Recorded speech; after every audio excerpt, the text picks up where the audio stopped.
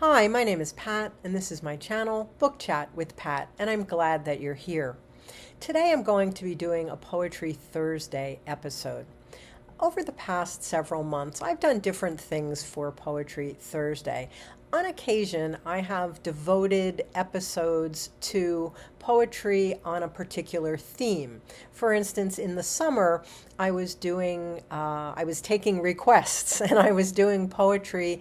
I did several episodes on the poetry of animals. I did an episode on the poetry of cats. I did one on dogs. I did one on sharks by request. I also did Poetry Thursday episodes to go along with various reading events that I was participating in, like Rocket Summer and Horror Mayhem. I've also done poetry for particular holidays. I did the poetry of motherhood for Mother's Day. I recently did the poetry of thankfulness and gratitude for Thanksgiving.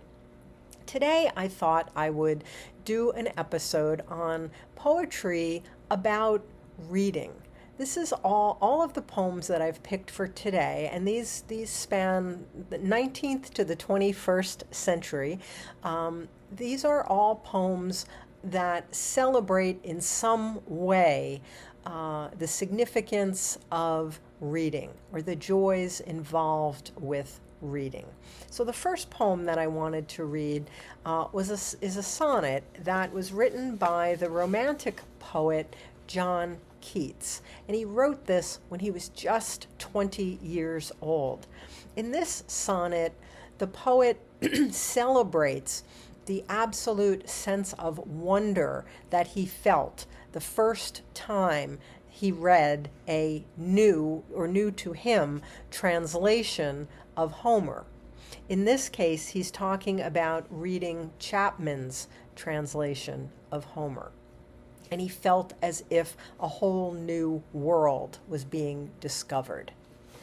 On first looking into Chapman's Homer by John Keats. Much have I traveled in the realms of gold, and many goodly states and kingdoms seen. Round many western islands have I been, which bards in fealty to Apollo hold. Oft of one wide expanse had I been told that deep-browed Homer ruled as his domain.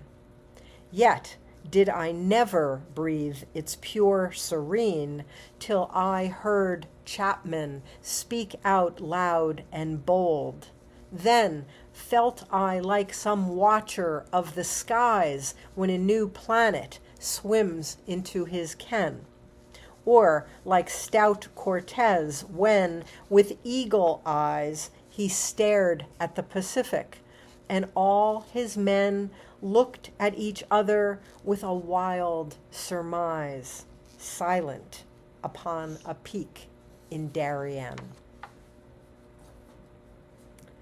Next, I would like to read a poem that I know I have shared on at least one other occasion, and this is by William Butler Yeats, and this is his poem, When You Are Old, and this is the character that the poet is speaking to in this poem is Maud Gunn, who was really the muse for Yeats.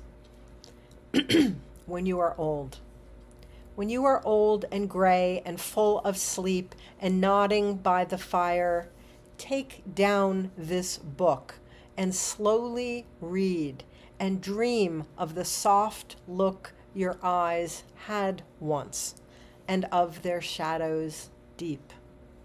How many loved your moments of glad grace, and loved your beauty with love false or true.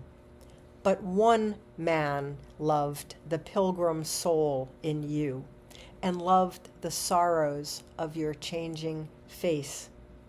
And bending down beside the glowing bars, murmur a little sadly how love fled, and paced upon the mountains overhead, and hid his face amid a crowd of stars.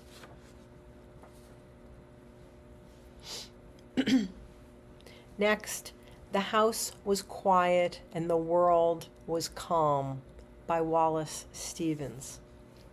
The house was quiet and the world was calm. The reader became the book, and summer night was like the conscious being of the book.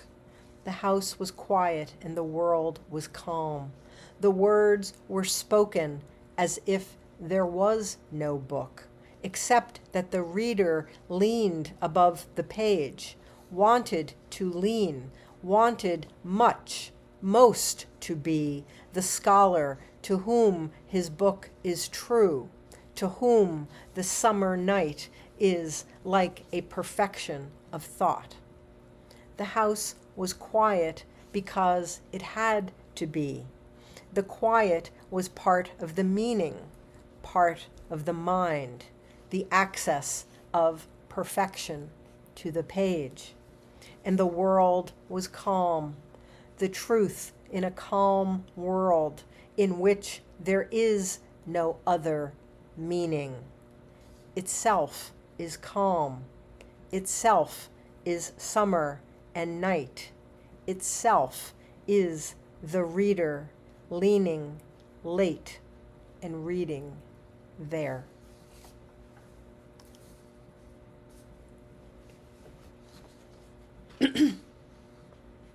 The Secret by Denise Levertov. Two girls discover the secret of life in a sudden line of poetry. I, who don't know the secret, wrote the line. They told me through a third person they had found it, but not what it was, not even what line it was. No doubt by now, more than a week later, they have forgotten the secret, the line, the name of the poem. I love them for finding what I can't find, and for loving me for the line I wrote, and for forgetting it, so that 1,000 times till death finds them, they may discover it again in other lines, in other happenings, and for wanting to know it, for assuming there is such a secret. Yes, for that most of all.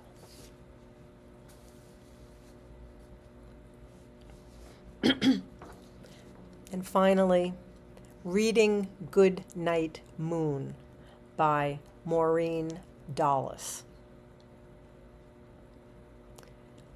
Reading Goodnight, Moon is not like stopping at McDonald's for your favorite double shot latte. You don't drive through. You take each word in a languishing slide off the tongue, naming what is named that you never saw before, looking, finding, pointing, delighted in the room, the moon, the light, the red balloon that lifts darkness even as sleep falls fast. And clocks' hands change, what you see changing before a child's eyes. If you slow long enough to take in what your child sees with eyes that refuse to be moved to a new page before the first page is exhausted, the last page you turn holds the dream you thought would never last. A snuggling close, closer still, beneath moon's shadows. So that's a little bit of poetry about the wonders of reading. As always, I thank you for watching. I hope that you're doing well. I'll speak with you again soon. Take care.